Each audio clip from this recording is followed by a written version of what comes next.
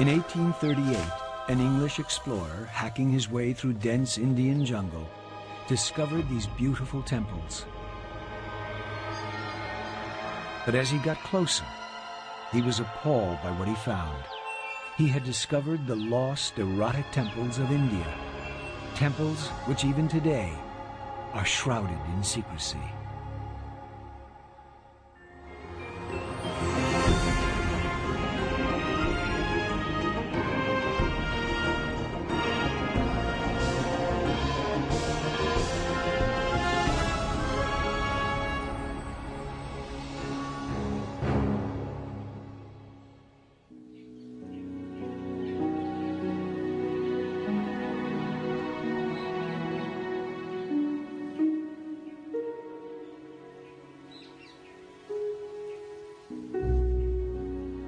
This is the face of India that the whole world knows, the Taj Mahal, one of those amazing works of art that completely lives up to its reputation. With its perfect proportions, its white marble finish, and the beauty of its intricate inlay, it's consistently voted the most beautiful building in the world. It was built for love by a Muslim emperor in the mid-1600s, about the same time Versailles was being created for the kings of France. Shah Jahan built it for his favorite wife, Mumtaz Mahal. She died giving birth to their 14th child, and as she lay dying, she made Shah Jahan promise he would build her the most beautiful tomb in the world. Despite having a harem of over 5,000 women, Shah Jahan was madly in love with his favorite wife and promised to honor her wish.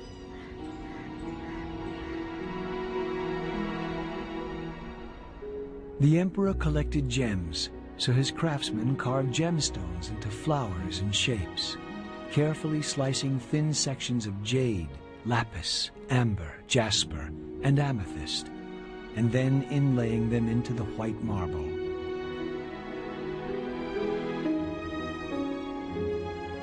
When the Taj Mahal was finished, its perfect white marble proportions at the end of a long, formal garden completely fulfilled Shah Jahan's promise to his dying wife. When people think of India, they think of the Taj Mahal.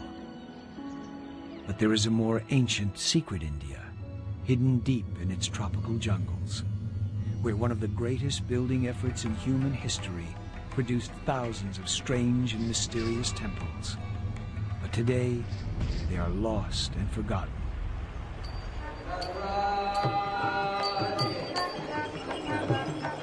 This is India's deep south, the heartland of traditional Indian faith and culture, a land of dazzling emerald green rice fields and immense palm forests, where every few miles a temple soars above the surrounding countryside.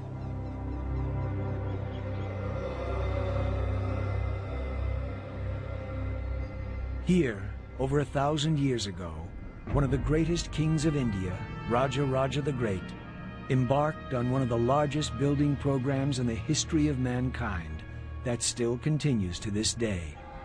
He and his successors moved more stone than the Great Pyramid of Giza, and his artists created some of the greatest treasures the world has ever seen. Over time, Raja Raja's temples became larger and larger. This one is so vast that more than 200 Taj Mahals could fit comfortably within its walls. Why did Raja Raja do it? Well, it was the same motive that built Europe's cathedrals and Egypt's pyramids. He was moved by the power of faith.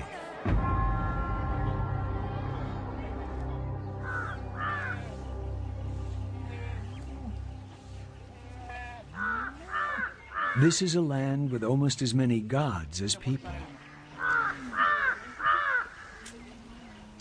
Every day at dawn, 16-year-old Kala, the eldest daughter of this family, performs the same ritual.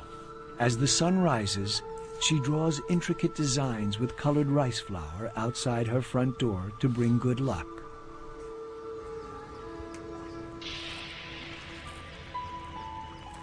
Throughout southern India, women create these unique designs called columns.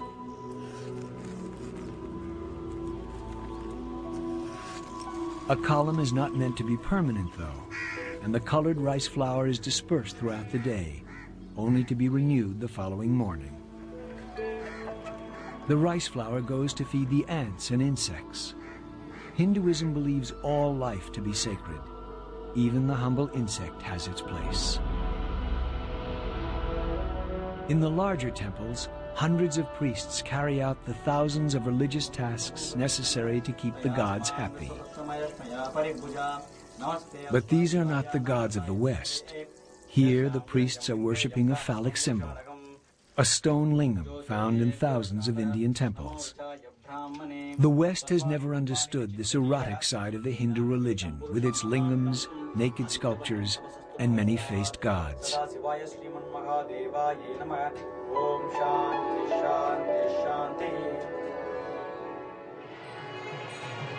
During festivals, the gods are taken from their shrines and paraded around the temple grounds.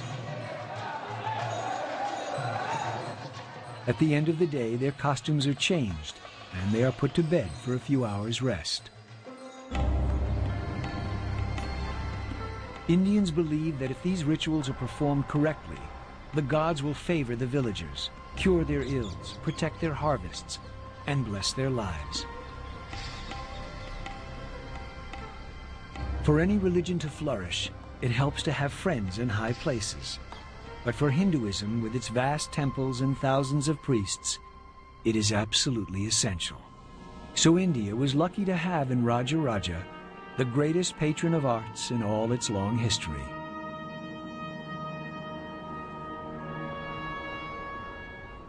And this is where he started, with this great temple at Tanjore. When it was finished 1,000 years ago, it was the most amazing building in India, more than 10 times taller than anything built before it. And it's not only huge, but it's all made of granite, one of the hardest stones in the world. The personality of Raja Raja is stamped all over this building. The most successful king the South ever produced had to build the greatest temple ever seen.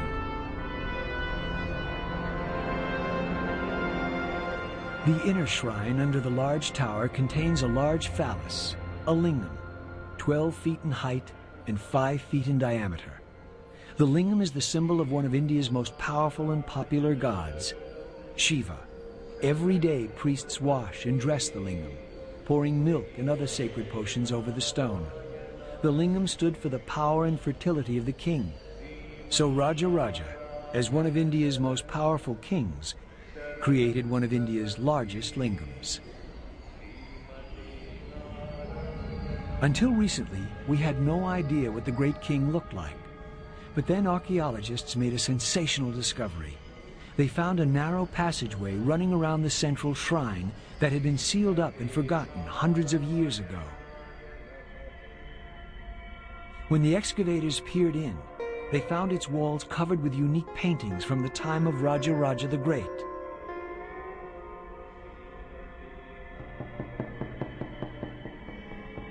Because Raja Raja was a devotee of the god Shiva, the walls are covered with scenes of the god's exploits. But there are also wonderful painted scenes of dancing girls with beautiful eyes. But best of all, they found the only existing portrait of Raja Raja the Great, with his bearded guru. As a follower of Shiva, Raja Raja's hair is piled up in dreadlocks, making him look like a Jamaican Rastafarian. He is standing behind and gazing respectfully at his guru, as well he might, for it was his spiritual advisor who was the force behind Raja Raja's insatiable appetite for building. And to build on this scale, you needed money, and the easiest way to gain wealth in ancient India, as in most places, was to grab it from your weaker neighbors. Helping Raja Raja was India's unique war machine, the elephant.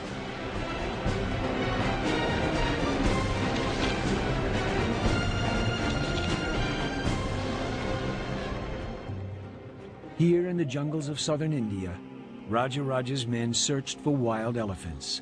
Docile animals born of tame parents were not good war elephants. Raja wanted only the biggest, fiercest, and fittest tusker males for his military machine.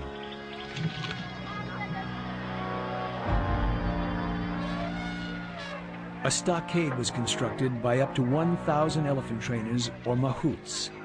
They would then drive the herd into a funnel that led into the stockade. Once the elephants were inside, the door was shut and the training process began.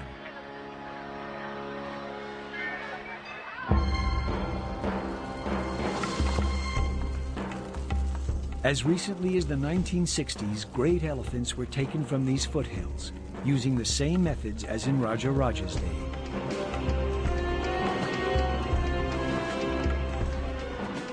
They picked the strongest bulls to be trained for the battlefield. The rest would become working elephants, used for Raja's construction projects. A single enraged fighting elephant was said to have the power of 6,000 horses. So how did the mahouts control this power and make sure their elephants were ready to fight? It was simple. They got the elephants drunk. Before a battle, the war elephants were made to drink arak, fermented rice liquor. As in humans, it made the elephants ready to brawl.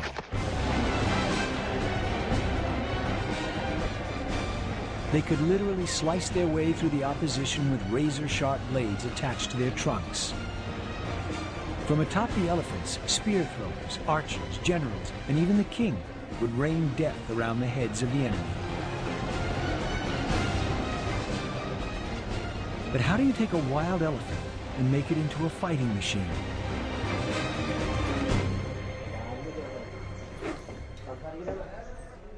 By the skills of the mahouts, the legendary elephant trainers of India. Mahouts have a very close relationship with the elephants they train and have a deep understanding of the animal's nature. As young boys, mahouts begin to learn the ancient traditions and secrets that will enable them to communicate with elephants by using gentle pressure of their feet and by the sound of their voice.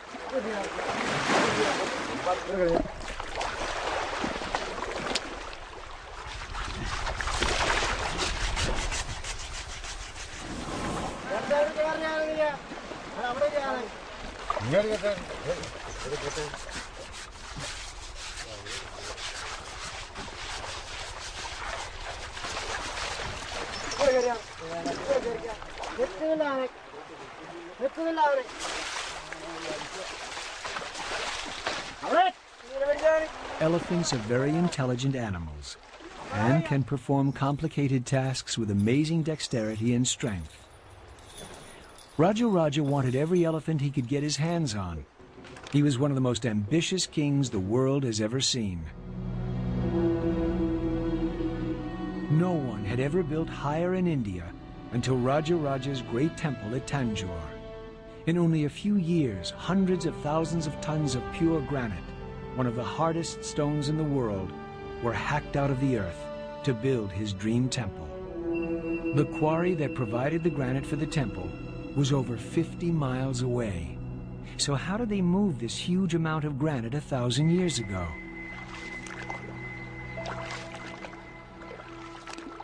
They used these ancient boats whose design has not changed over the centuries. From Bronze Age Ireland to modern Tibet, the coracle is mankind's favorite boat.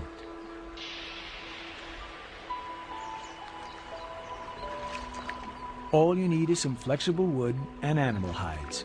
In some parts of India, the coracle is still used to ferry people and their possessions, goats, and the occasional motorbike across rivers. But a coracle could only move blocks weighing a few tons, sufficient for much of Tanjore, but no use at all for this, the huge capstone on top of the temple. It consists of two massive blocks of granite, each weighing 40 tons. How on earth did you get a 40-ton block of granite hundreds of feet in the air in 1010 AD? It's a mystery that has baffled historians for years.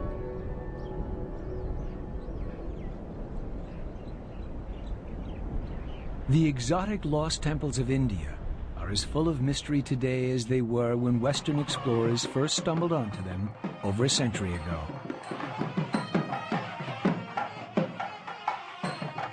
Someone who's given considerable thought to the mystery of how ancient Indians raised massive blocks of granite to the tops of temples is the present Prince of Tanjore. He's fascinated by the achievements of India's greatest king, Raja Raja the Great. He told us of a legend passed down from generation to generation in his family that might provide a solution to the mystery of the giant capstone.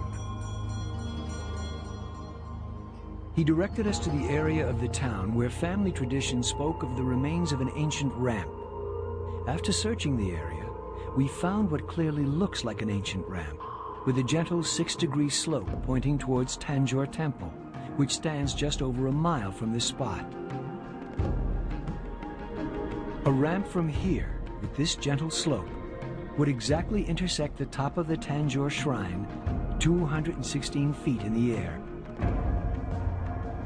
What's more, the ramp is exactly where you might expect to find it. Most Hindu temples face east to meet the rising sun, and it is to the east that all the smaller buildings are constructed. So the only direction to build an enormous ramp is from the west. And that's just where we found our ramp. So the evidence points clearly to this being the remains of the ramp used to get the 40-ton blocks to the top of the temple. But how did Raja Raja move 40 tons of solid granite up a mile-long ramp 1,000 years ago? Elephants. After all, he had tens of thousands of them in his army. But no one has used elephants to move blocks of this size in living memory. So we decided to try an experiment. We ordered a block of granite to be delivered to a slope identical to the ramp we had discovered at Tanjore.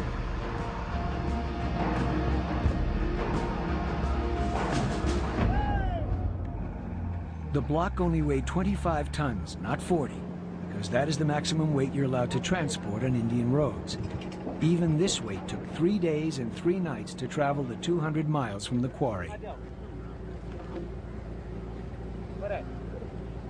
We prepared several wooden rollers, then brought in the powerhouse of ancient India, the elephant.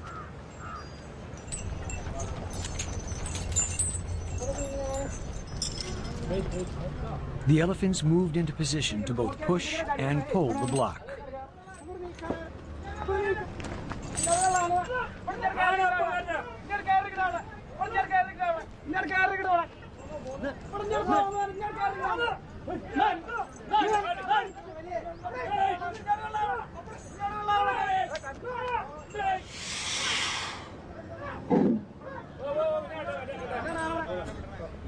But despite all their efforts, it didn't budge. It looked as if we had failed.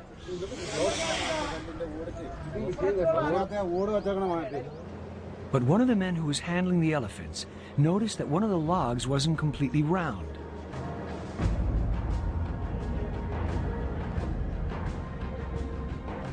That log was removed, and the elephants tried again.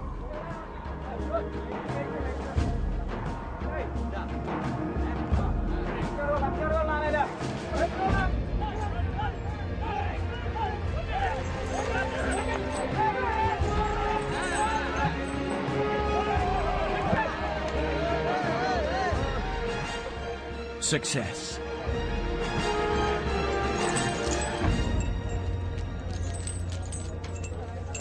Not only did the elephants move the block, they picked up the rollers and put them in place for the next push.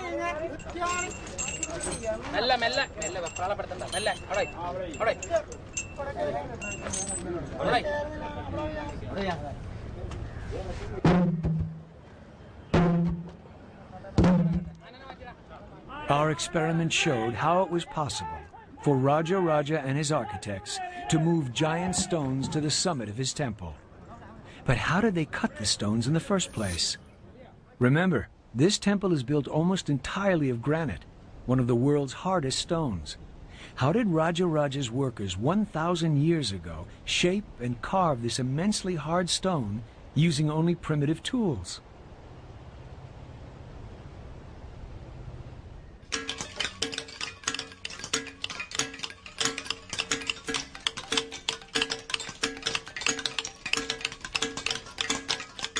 The main business of this resort town just south of Madras is sculpting granite.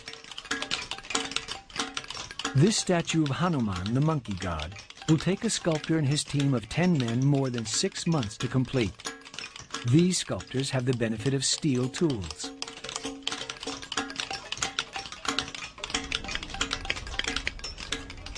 In the 9th century, the only tools available were made of soft iron. It would have taken many years for a statue like this to be carved. So this carved rock face must have taken decades.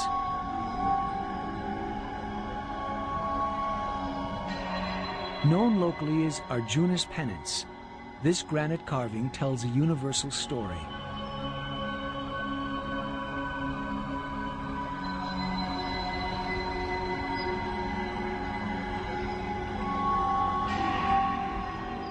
See this holy man standing in the burning sun on one leg, with his hands in the air performing a penance?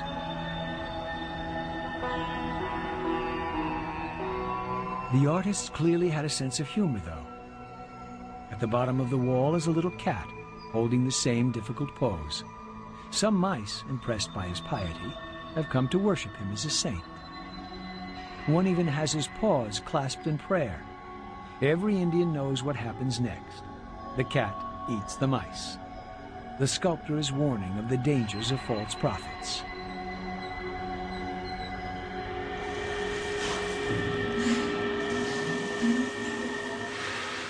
Iron tools might have been fine for sculpting, but how did these ancient craftsmen quarry the hardest stone in the world? Today, even a diamond-tipped circular saw and countless gallons of water will take hours to cut through this block of granite. Looking around, you can see clues to how this would have been done 1,000 years ago. Once he had decided which segment of stone he wanted to quarry, the stonemason used a small iron chisel to hollow out rows of little pockets in the granite. Then he hammered wooden blocks firmly into the holes and poured water over them. The wood would then slowly swell until the granite split. That's how Raja Raja quarried stone for his temples.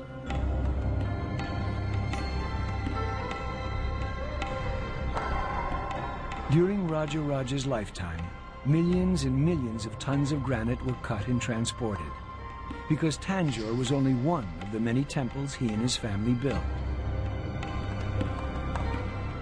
Raja Raja moved enough granite to build the Great Pyramid of Giza.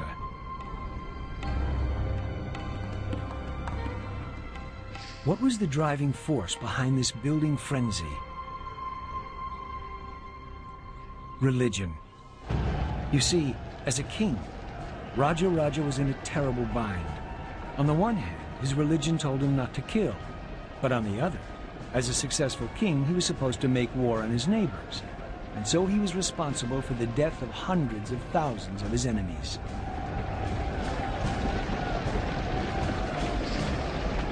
He firmly believed in reincarnation, and that his actions in this life would determine his luck in the next life.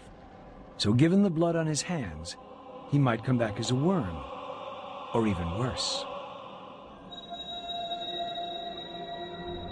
That's why in the painting of Raja Raja, in the secret passage of the great temple at Tanjore, the greatest warrior that India ever produced is shown paying respect to his elderly guru. The holy man held the key to Raja Raja's salvation. He knew that Raja Raja had to build more temples in order to ensure a good reincarnation. So the man responsible for the spiritual health of the king was painted in front of the great Raja Raja.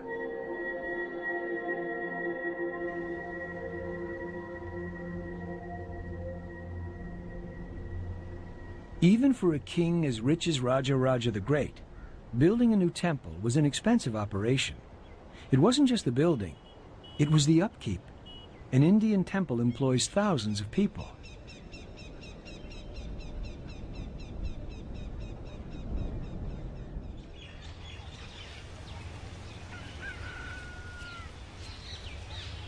For centuries, here at Sri Rangam Temple, men have been selected from special families to pick and prepare the garlands of flowers for the gods of the temple.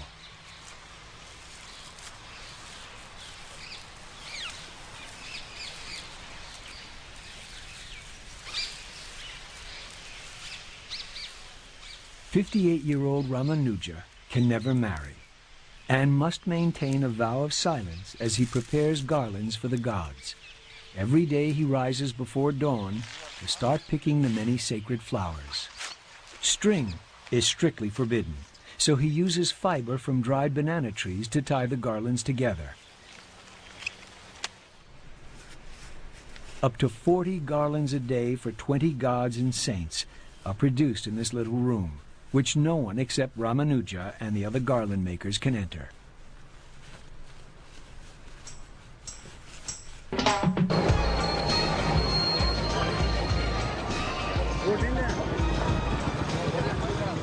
Five times a day, Ramanuja walks from the flower gardens belonging to the temple, past shops selling everything from butter to bronze.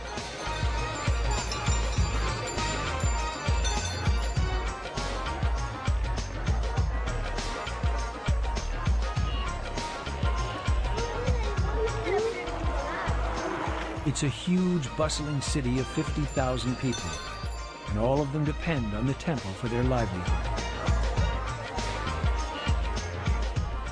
Ramanuja is part of a team of several hundred people who maintain the temple and its rituals. And in Rajaraja's day, the king paid for the whole thing.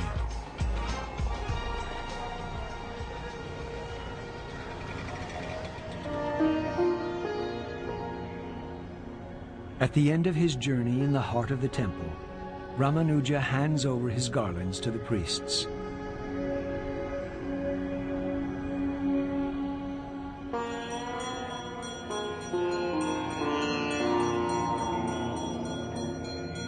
So that the many gods of India can be properly cared for. In his lifetime, Rajaraja's great temple at Tanjore was a hive of activity. A temple this big needs hundreds of people to run it. Inscriptions tell us that over 4,000 cows, 7,000 sheep, and 30 buffalo were needed to supply the butter for the hundreds of lamps that lit the temple. It must have been a blazingly bright place. And all this was to light only one temple. Rajaraja provided for hundreds of temples that he created, spending fabulous sums of money to ensure that he kept his karma in good standing. Because of his generosity, Rajaraja hoped the gods would overlook his many transgressions and be persuaded to reincarnate him in his next life as something a little better than a worm. This religious devotion led to an event that radically changed the entire course of all human history.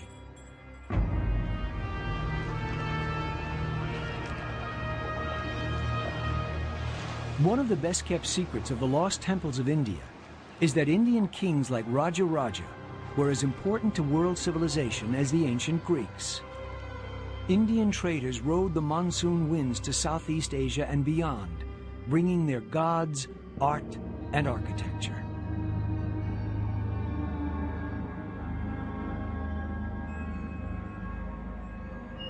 That's why, thousands of miles from Mother India, amid steaming tropical jungles, the temples of Angkor depict not Cambodian gods, but the gods of India, dancing on every wall.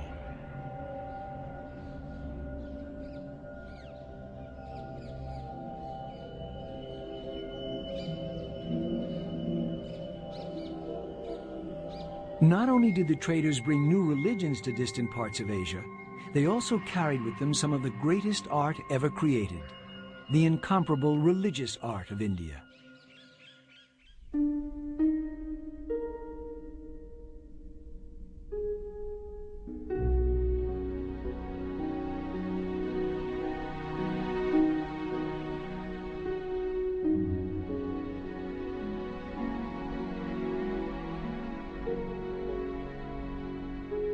This bronze was made for Raja Raja when Europe was still languishing in the Dark Ages, incapable of producing anything that approached the beauty and technical accomplishment of this piece.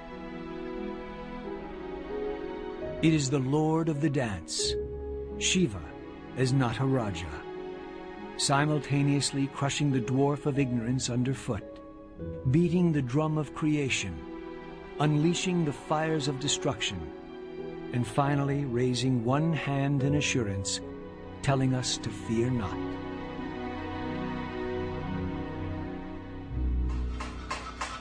Near Tanjore, artists still create bronzes in exactly the same way as they did in the time of Raja Raja the Great.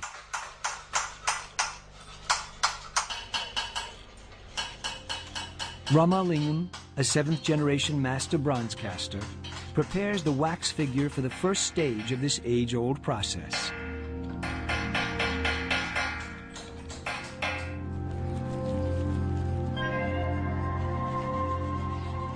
After the figure has been shaped in wax by the master, mud from the banks of the sacred Kaveri River is packed around it.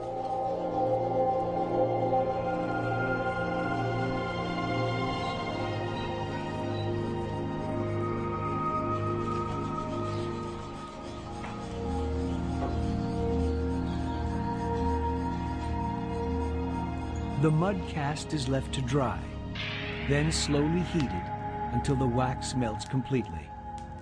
The hollow mold is now tough enough for the mixture of precious metals that will make up the image of the god. Copper, brass, tin, gold, and silver are melted together at temperatures reaching over 1,000 degrees centigrade and then poured into the mold and left to cool.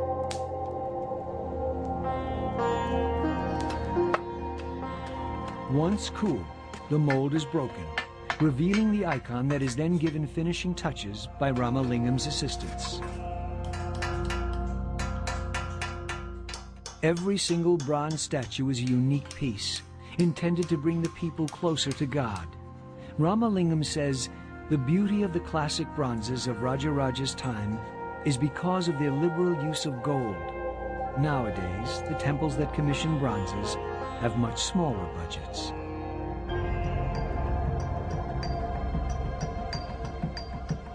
Shiva as Nataraja, caught in a snapshot pose, dances the world into existence. The abandoned whirling of Shiva as he conquers the 3 demons was one of Raja Raja's favorite images.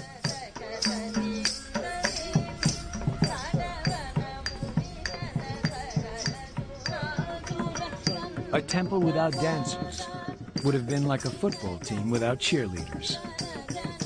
The whirling of the finest temple dancers, or Devadasis, accompanied worship. Without dancers, the god could not be expected to perform its role as the giver of blessings and the protector of the temple.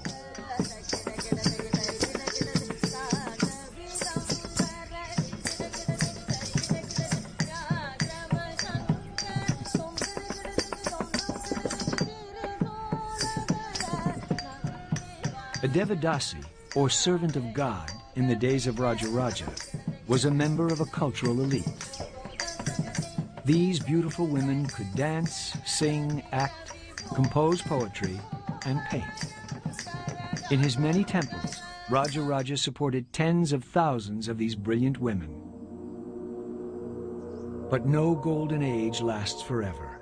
A new threat from the north, invading Muslim armies, brought an end to his dynasty.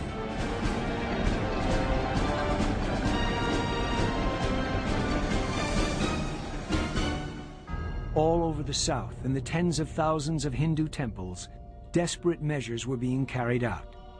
These Muslim invaders didn't just rob the rich and depart. They destroyed every Hindu image they could find, and if they couldn't destroy it, they defaced it. This Muslim army wanted to wipe Hinduism off the map of India. So Hindu priests hid precious idols. Bronzes covered with gold and diamonds were buried or locked in secret rooms. The bronzes were a prime target for the invaders, searching for jewels and precious metals. These bronzes were all taken from their temple shrines and buried in fine white sand, to remain hidden for over 700 years until their discovery in 1965. One of the greatest archaeological discoveries of the century.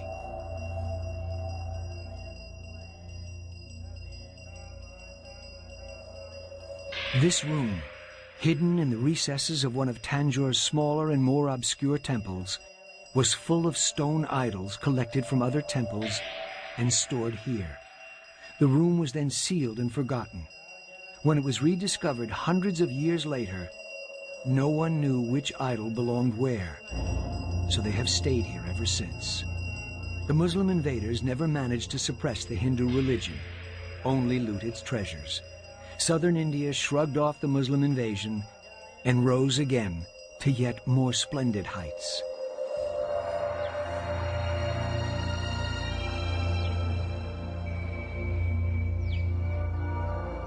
The heartland of southern India, with its sun-baked red earth and huge piles of granite boulders that look like they have been arranged by playful giants, could be mistaken for the surface of Mars.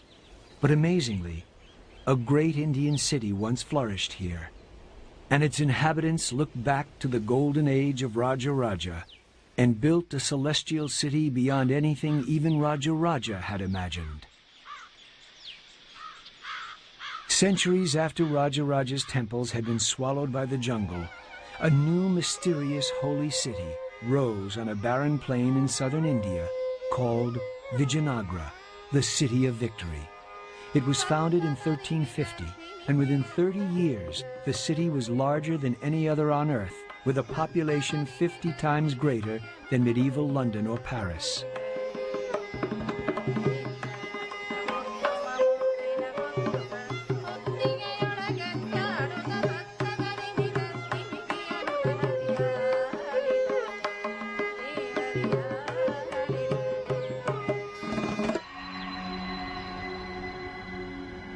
It arose from the chaos following Raja Raja's dynasty, and its founders were determined to carry on his tradition of art and architecture.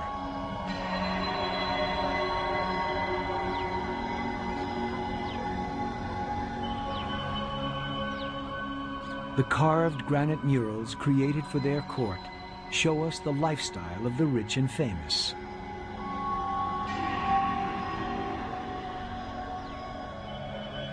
The kings liked to hunt and had their acts of bravery carved for all to see. And they also liked their dancing girls. And here, Portuguese traders with their sharp, pointy beards appeared before the clean-shaven king. These Portuguese wrote about the life of the city and the lifestyle of its king.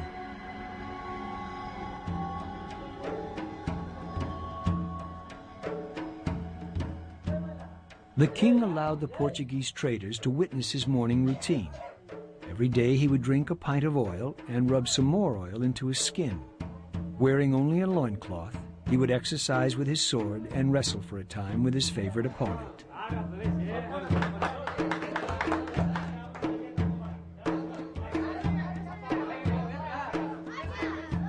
The people of Vijayanagara still carry on the tradition of wrestling.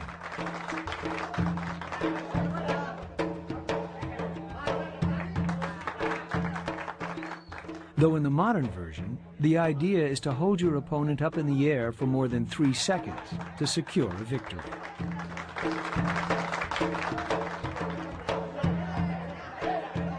Ancient wrestling was far more brutal.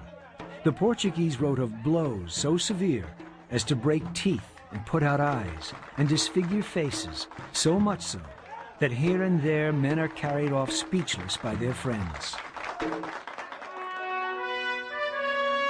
After he had finished this morning practice, the king would mount his horse and ride from one end of his great city to the other. It was during his reign that the empire counted all of southern India under its control and traded with both the Arabs and Portuguese. This road leading up to a great temple was said by the Portuguese to have been a broad and beautiful street full of fine houses. The houses belonged to merchants, and there you will find all sorts of rubies and diamonds and emeralds and pearls. Every evening, there is a fair where they sell horses, citrons, limes, oranges, and grapes. You have all this in a street which leads to the palace.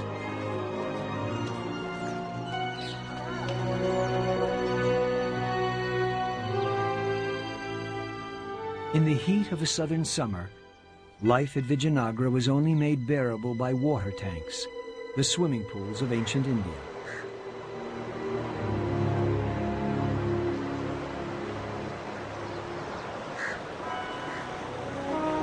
From the queens of the great courts to the peasant women in the fields, the women of southern India practice ritual bathing every day.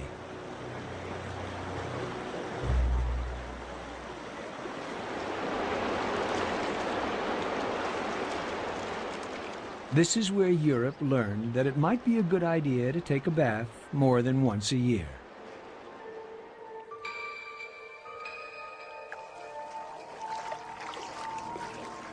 Noblemen and women, queens and their serving girls bathe within the palace walls in water brought from the river by an ingenious aqueduct system.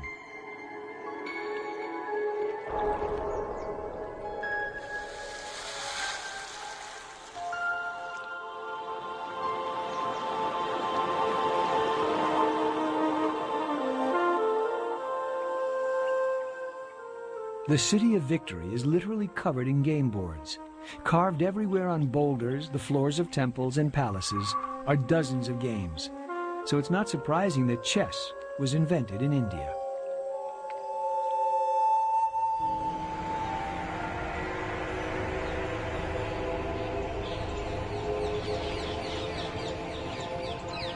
It's called Chaturanga.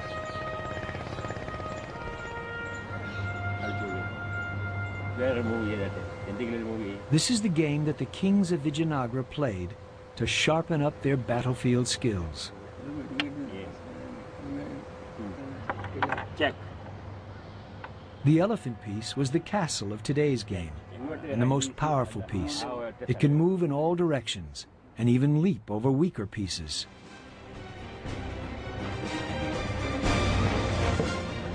This power reflected the unstoppable nature of the elephant, whose fearsome presence decided the outcome of the battles of Imperial India. A game of Chaturanga could last for days or even weeks, as long as a real battle, with the loss of the godlike king spelling defeat. After 200 years, the impregnable city of Victory fell to the Muslim invaders from the north. This was not just a battle for territory and plunder. It was a battle for supremacy between the Muslims' one god, Allah, and the Hindus' hundreds of gods.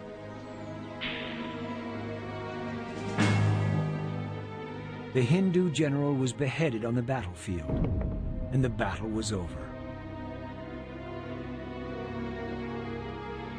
His army stopped fighting, downed their weapons, and retreated when they saw their leader's head waved aloft on the end of a spear.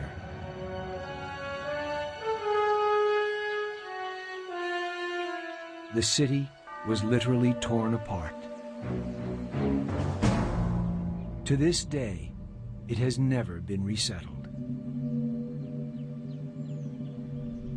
The city that was in its day described by a Portuguese trader as large as Rome and the best provided city in the world is now, like Pompeii, a ghost town frozen in time, lying empty and strange amidst the barren plateau, the last seat of imperial southern India, a city of ghosts.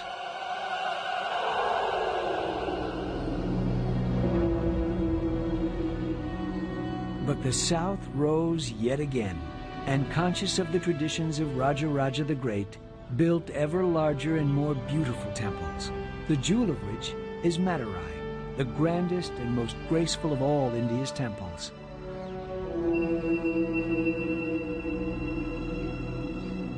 Yet for every 100 people who visit India, less than 10 journey south to gaze upon these incredible temples.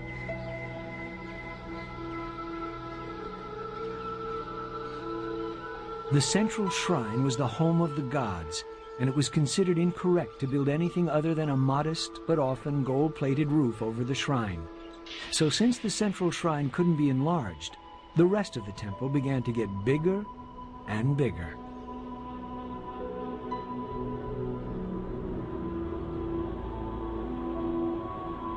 This expansion created the ornamental gateways called gopuras.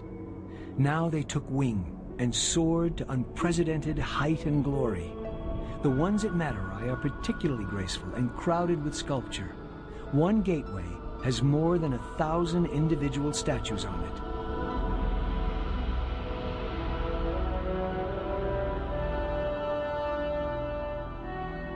Today, the temple authorities repaint them regularly and in their original vivid colors. The result is truly out of this world. Grand as Madurai is, it is far from the biggest.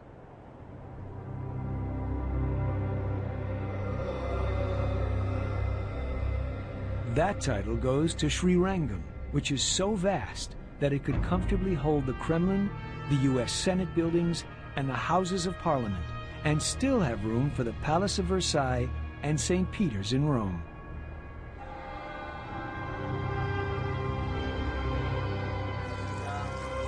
And in the temples, the ancient bronzes are still worshipped, the 1,000-year-old hymns still sung, an unbroken line of cultural continuity back to Raja Raja. But to the majority of people in the world, even to many in India, this is a lost and forgotten world. Why have these temples, the legacy of Raja Raja, been ignored by the Western world? Part of the answer lies in what happened here in February 1838.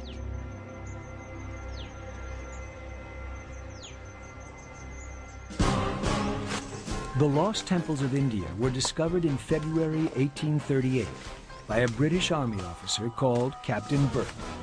He was told of the wonders to be seen in a place called Khajuraho, deserted for hundreds of years and covered by a thick canopy of trees.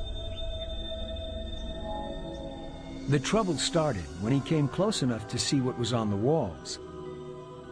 I found the ruins most beautifully and exquisitely carved. But some of the sculptures were extremely indecent.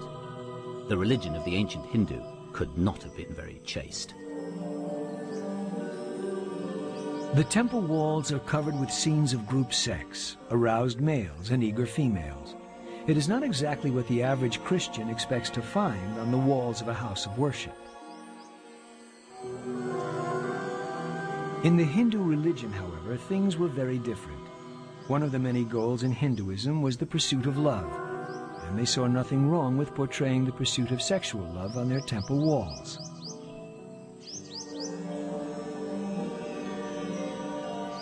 But these temples shocked the European visitor, convincing him of his moral superiority. "Our religion is sublime and pure and beneficent," said William Wilberforce, the man who ended the slave trade within the British Empire. "Hindu religion is mean and licentious and cruel." The sensuous nature of Hinduism was too extreme for the Victorians.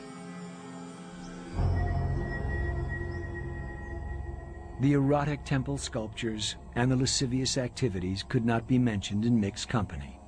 It was the Victorian sense of propriety that caused the temples and art of southern India to be ignored by tourists and scholars. A world that matched the Greeks in culture and the ancient Egyptians in building slipped back into the jungle, a lost world.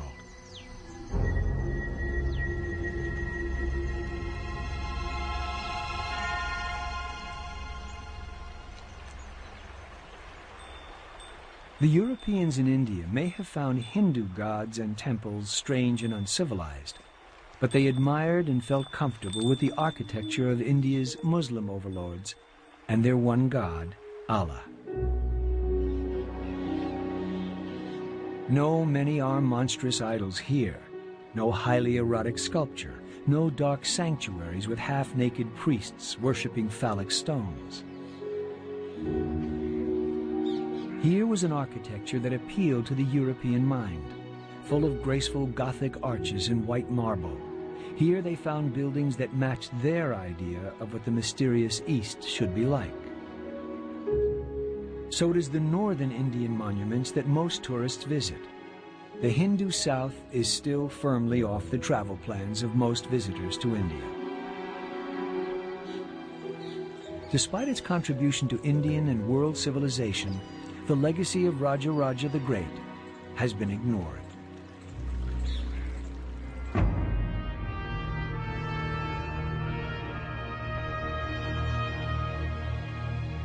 But in southern India, in the temples that Raja Raja and his successors built, the priests still carry out ancient rituals that have remained unchanged for thousands of years. While the rituals of King Solomon's court in Jerusalem have faded, and the rites of the Ming emperors in Beijing's Forbidden City have all but vanished, to enter a temple here is to enter a time warp. At dawn, in a ceremony carried out every day for thousands of years without interruption, the priests chant the ancient magical words to wake the gods. Gods carved in stone by Raja Raja, the greatest Hindu king that ever ruled.